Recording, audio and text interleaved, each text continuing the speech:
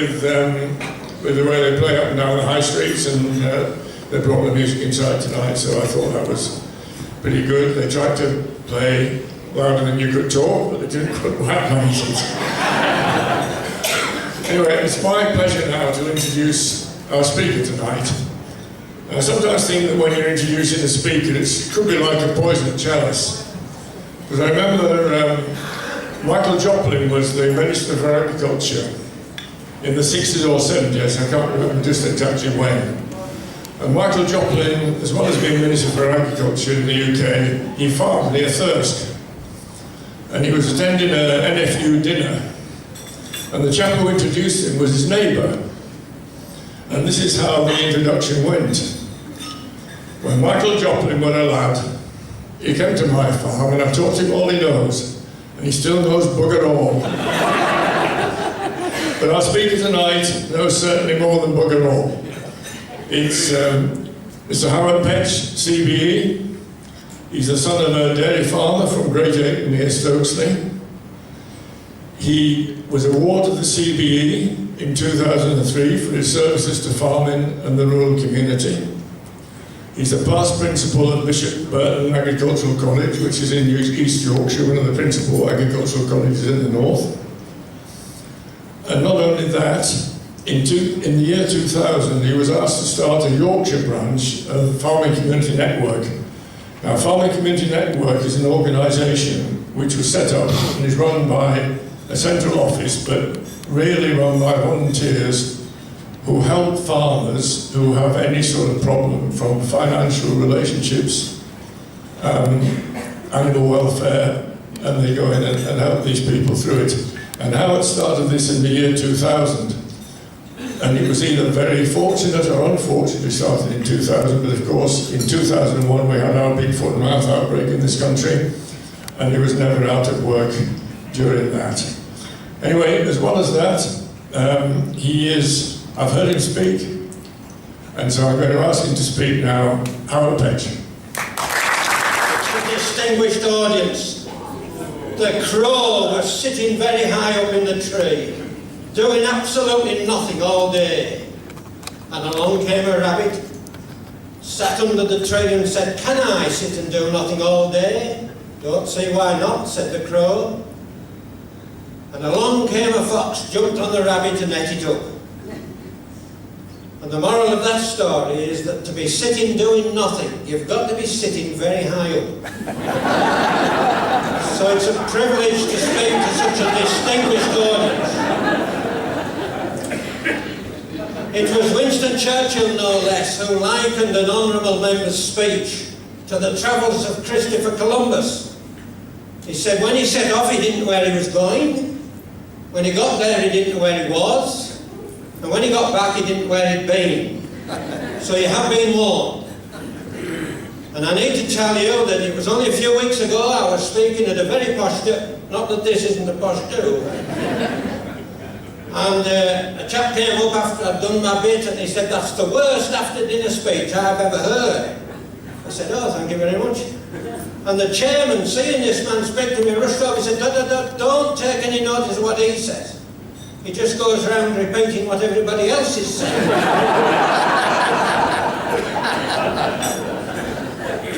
So I realised that my job at this time of night is to be rather like the cockeyed discus thrower.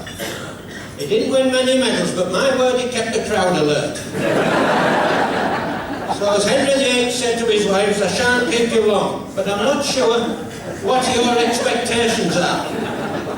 If you try and keep up, we'll get through this a lot quicker."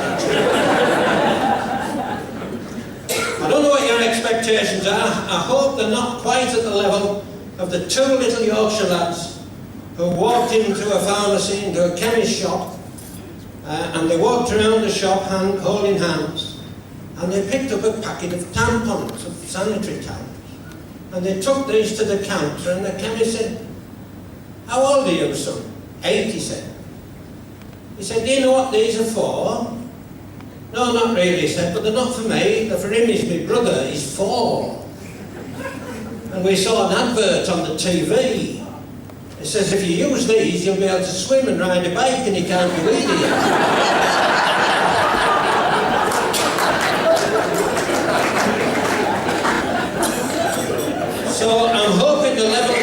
expectation tonight is just pitched a little bit lower than that.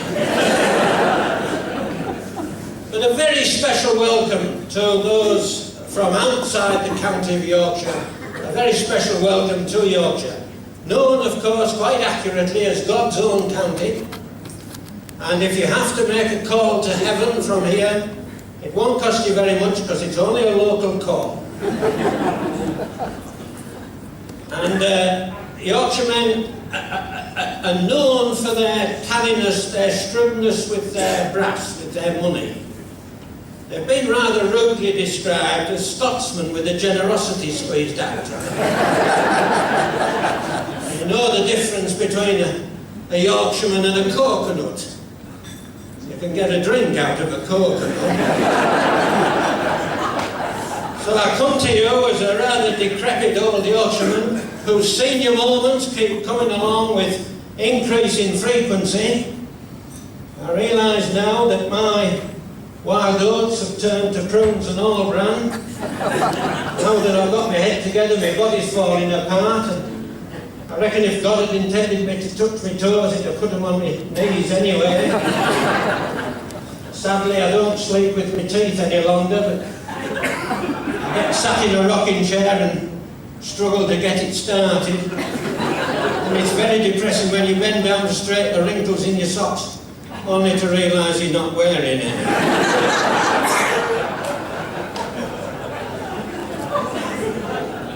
Now, it has been said that life can only be understood backwards, but it has to be lived forwards. And so I was giving a bit of thought to the sort of lessons that I've learned by looking backwards. And I've learned to keep tubes of deep heat rub and hemorrhoid ointment very separate in the bathroom cabinet. I've learned that experience is something you don't get until just after you need it. I've learned that when arguing with an idiot, to try and make sure he isn't doing the same thing. I used to eat only natural foods, and then I realised most people died of natural causes. When I have a headache, I take 2 aspirins and keep away from children, as it says on the bottle. I'm aware of research that says women who carry a little extra weight live longer than men who mention it.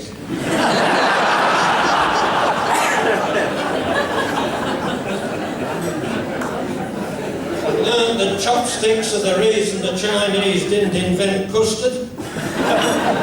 And that there's 2 excellent ways, this is a very sexist comment, there's 2 excellent ways of arguing with women, neither one of which works. And as we say in Yorkshire, some folks don't have much to say, but you have to listen to them a long time to find out. And another Yorkshire saying is, it's what you learn after you know it all that really counts.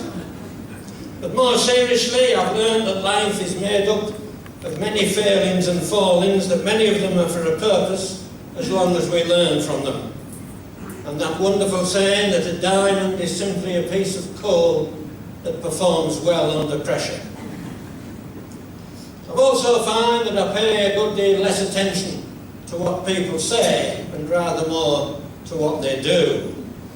Chairman, I've been particularly interested in looking at your conference programme and what you do, and I applaud your collective efforts in the support of animal management and animal welfare, and in particular your title for this conference in terms of sustainable food production, which is a topic very close to my heart.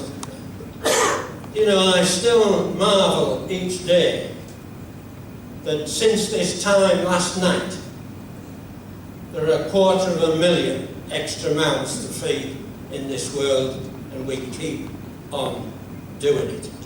I think that is quite incredible, but whether we can continue to do so is a topic far more serious than I should be tackling tonight. Someone said recently that the problem with the present is that the future isn't what it used to be. Now, you're not going to get much depth tonight, but I think that's quite profound.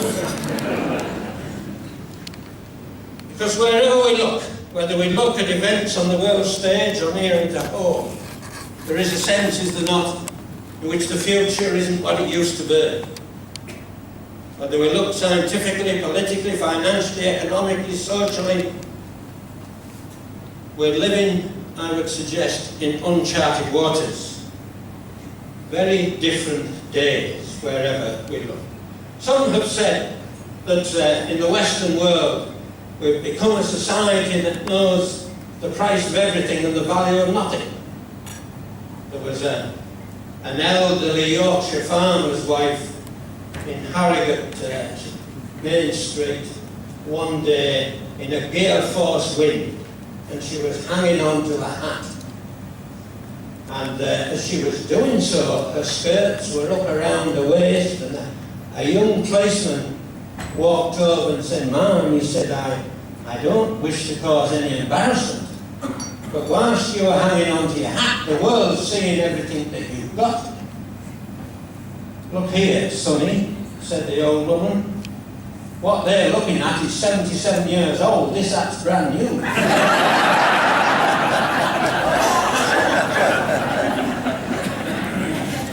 Difference between price and values. We do live, do we not, in a very complex world. And there's an illustration of that. Come with me, if you would, just for 1 minute, in your imagination, into our police training college. It's called Hendon, for those who are not familiar with it. And here we have a group of police sergeants taking their final exam. And I want to read you one of the questions on the exam paper and ask you to reflect how you might answer it. There is a point to this. You were on patrol in Leeds city centre when an explosion occurs in a gas main in a nearby street. On investigation, you find that a large hole has been blown in the footpath and there's an overturned van lying nearby. Inside the van there's a strong smell of alcohol. Both occupants, a man and a woman, are injured, and you recognise the woman as the wife of your divisional inspector, who is at present away in the USA. A passing motorist stops to offer you assistance, but you realise he is the man wanted for armed robbery. Suddenly a man runs out of a nearby house, shouting that his wife's expecting a baby and that the shock of the explosion has sent her into labour. Another man is crying for help, having been blown into an adjacent canal by the explosion, and he can't swim. Bearing in mind the provisions of the Mental Health Act, describe in a few words what actions you would take.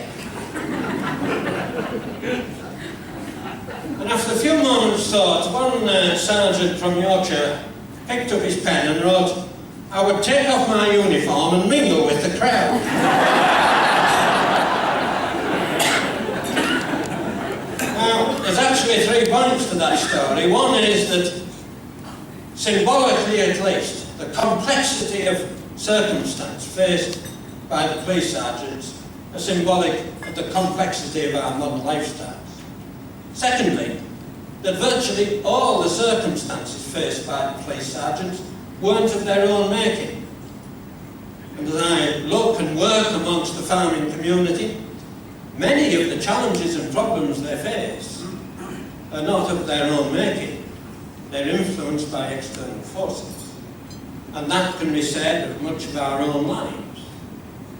But thirdly, and most importantly, that no matter how tempting to metaphorically take off our uniform and mingle with the crowd isn't an option. We have to find a response to our future.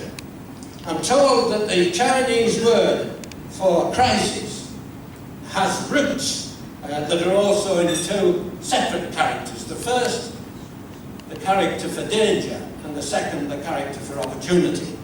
And it seems to me that those 2 held in tension reflect our current times.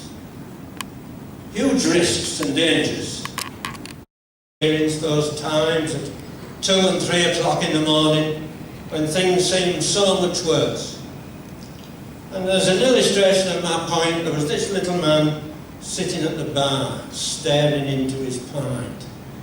And in came a big lorry driver, picked up the pint and drunk it.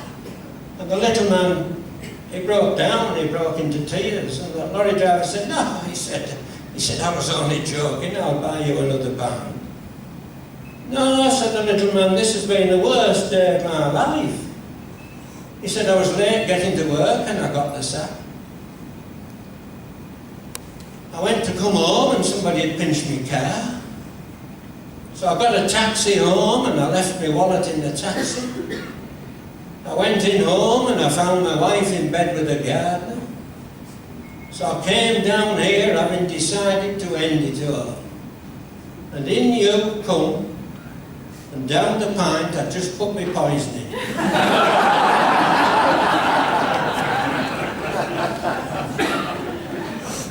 So things are very rarely as bad as they might seem.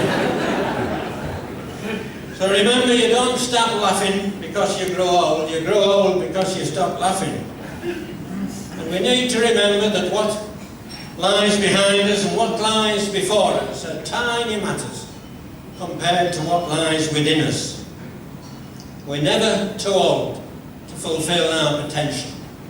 And talking of that quote from Pierre de Chardin about hope, in the last few years I've visited Kenya and Tanzania and Ethiopia and Peru, and you know, I've seen hope in the midst of communities that are at a level of deprivation that we would struggle to believe, and yet there is hope there. The issue is what gives them that hope. Remember, yesterday is history. Tomorrow is a mystery. Enjoy today, it is a gift. That's why we call it the present. The only person, the only Kenyan to win a Nobel Prize was a lady by the name of Wangari Maathai. She died a few years ago, and before she died she said this: "In the course of history, there comes a time when humanity is called to shift to a new level of consciousness, to reach a higher moral ground. A time when we have to shed our fear and give hope to each other. That time," she said, "is now." I believe, ladies and gentlemen, she was right. Those are the times we're in. Thank you ever so much for listening. It was Oscar Wilde who was asked whether the opening night of one of his plays was a success. He said, yes, it was a great success, but the audience was a total failure. Well, thank you for not being a total failure. You know, I'm reminded of Johnny, a little Yorkshire lad, and his mother, he was constipated. And his mother wrote a note to the school teacher saying, "Johnny won't be going to school this morning because he hasn't been, and until he goes, he won't be coming." And there's some days I don't know whether I'm coming or going either. But I do know it's now time I was going. And, you know, we've had some tragic events in the last 24 hours.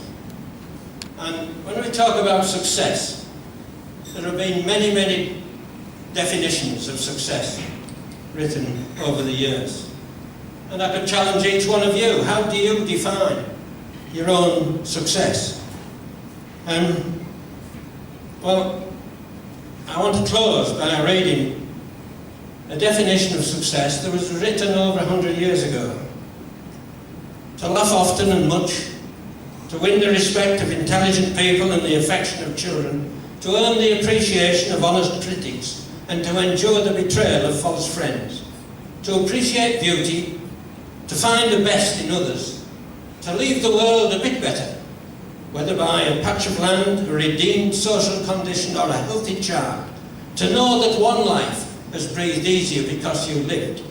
This is to have succeeded. Ladies and gentlemen, I wish you a continued great and successful week. And by those criteria that I've just read, I wish you every success. Thank you for listening.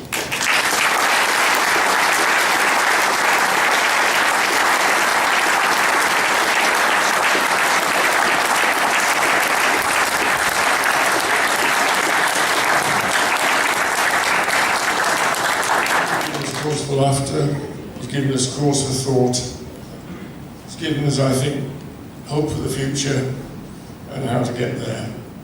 He's not disappointed me, and he certainly, I hope, hasn't disappointed you. Thank you so much, Howard, and we wish you every success for the future. Thank you.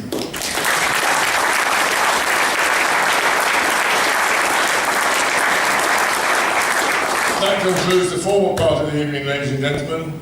Carry on drinking and fellowship as we always have amongst ourselves. Thank you. Good night.